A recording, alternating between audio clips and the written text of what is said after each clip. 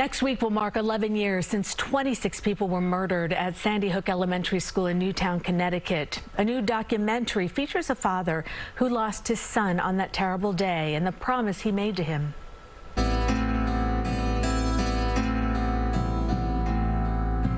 I was very happy in my role as a father and a professional musician before the tragedy that took my little Daniel from us. All three of my children, and Daniel included, were very connected with my music. It was very meshed. That all changed on that moment, and I tell you what, it not only changed everything for us as a family, but it rewired me as a person. What happened in Newtown can happen anywhere, in any instant. Any dad in America could be in my shoes. When are we going to do something? I've been in this building before, many times, wringing our hands, pleading with legislators, what can we do? Until we finally said, we have to go home and do this ourselves.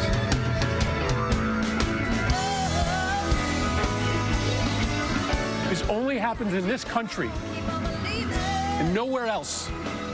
Nowhere else do little kids go to school thinking that they might be shot that day. The people on Capitol Hill aren't going to do the work. Then we're going to just get louder and louder until it's unavoidable. And that, of course, was musician Sheryl Crow, who is the executive producer of A Father's Promise. The film follows Mark Barden's journey from musician to activist and his efforts to use music to heal. Rick Korn, who directed the documentary, joins us now. And Rick, good morning. Good morning, Cindy. Rick, why did you want to make this film? Well, for a number of reasons. My family had been affected by gun violence. My father-in-law was shot and murdered on a subway train a little over 40 years ago. But Mark and I met in sadly, but in a beautiful way, in building a playground in the name of his son, Daniel. And we became very close friends. And the original reason for the film was to see if Mark can find some joy in music again. He's a professional musician, and he had lost all joy in music. And our hope was that Mark would find a little peace in music. And it took a while. It took 10 years. Well, Rick, I want to say I'm sorry for your loss. Sheryl Crow is the executive producer of the documentary. Who are some of the other musicians who got involved, and why was it important to them? Well, first of all, besides Sheryl, we have Susan Tedeschi and Derek Trucks, Karen Fairchild from Little Big Town. Great music in the film. Bruce Springsteen, Steve Winwood, Van Morrison, and just incredible people that came together to make this film happen musically.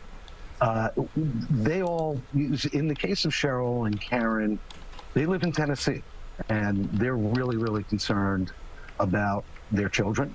I think everyone that is involved in the film is really worried about our children and what happens. And when you live in a state like Tennessee, the laws are very lax.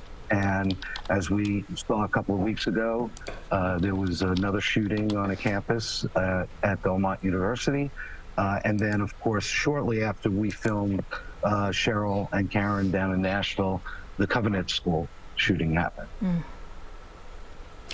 How would Mark describe his son Daniel, and what does he think Daniel would think about this fight he's taken on over the past 11 years? I think without a doubt, Daniel would be very proud. And Daniel was a really special kid in a lot of ways. And I think that's what drives Mark and Jackie and Natalie Barden and James Barden and Sandy Hook Promise with the other 20 children and 6 educators that lost their lives that day. And to be honest with you, Daniel drives us. Beautiful, beautiful. Director Rick Korn, thank you so much for being with us this morning and for all the work you've done on this. It's going to mean so much to so many people. Thank you, Cindy. Thank you for having us. A Father's Promise will premiere tonight at Look Cinemas in Manhattan. And for more information about the film and Sandy Hook Promise, go to our website, cbsnewyork.com.